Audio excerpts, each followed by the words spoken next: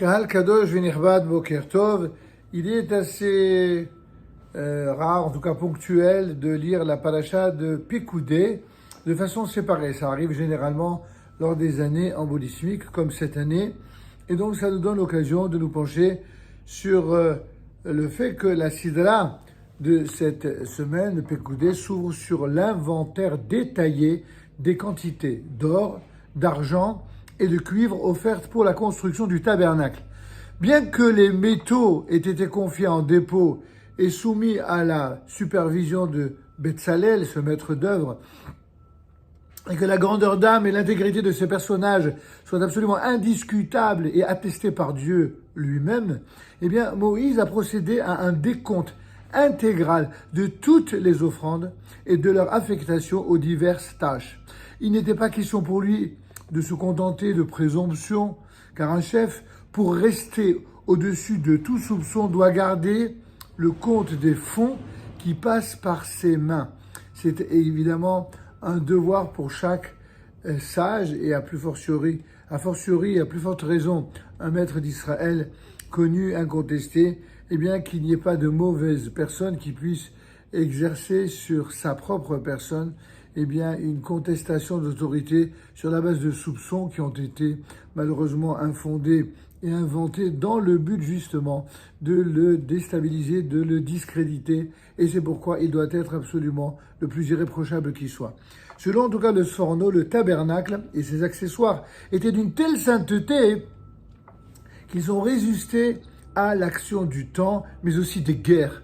Contrairement aux deux temples qui ont été détruits, comme chacun sait, eh bien le tabernacle de Moïse est resté intact et lui n'a jamais été capturé ni profané. Il s'agit bien sûr du Mishkan, du désert. Et ce, pour 4 raisons évoquées de façon allusive dans les 2 premiers versets. La première raison, c'est que c'était le tabernacle du témoignage, Korban Haredut, où étaient déposées les tables, les symboles de la communion de Dieu avec Israël. La deuxième raison, c'est qu'il a été construit sous la supervision de Moïse lui-même et qu'il a joui de sa grandeur. La troisième raison, c'est que le service des Lévi'im, le service des Lévites, qui ont prouvé leur noblesse d'âme par leur réponse à Moïse après la faute du veau d'or, ainsi que tous les éléments du tabernacle, eh bien, ils étaient placés sous l'égide d'Itamar, une personnalité hors du commun. Et enfin, 4e raison, ceux qui en ont dirigé les travaux, sélectionnés par Betzalel, étaient des hommes de noble ascendance et d'une piété exceptionnelle. Ce n'étaient pas des parvenus, des nouveaux riches, entre guillemets, de la spiritualité, mais des gens qui étaient d'un yichus, d'une véritable dynastie.